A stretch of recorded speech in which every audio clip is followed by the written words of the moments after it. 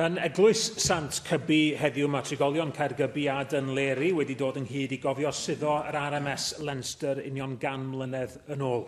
The RMS Leinster left Kingstown, now Dunleary, shortly before 9 in the morning on the 10th of October 1918. She was bound for Holyhead with 771 passengers and crew on board.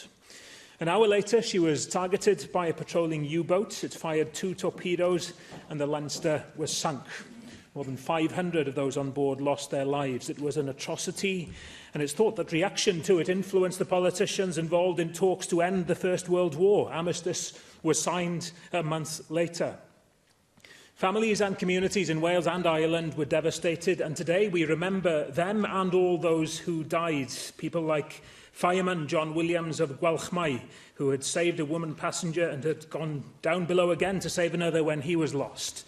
People like Louisa Parry from Holyhead, a stewardess who sailed that day instead of one of her sisters, who was ill. She went to a lower deck to help passengers, but became trapped in a cabin with a mother and her child. We also remember the crew of U-boat 123, who themselves were killed a week later. The RMS Leinster Centenary Commemoration group in Holyhead includes a number who lost their grandparents in the sinking. I'd like to pay tribute to them for their hard work in reminding us of the history of the Leinster and for arranging the commemorative events in Anglesey this week. I look forward to attending one at St Mary's Hall in Holyhead this Friday.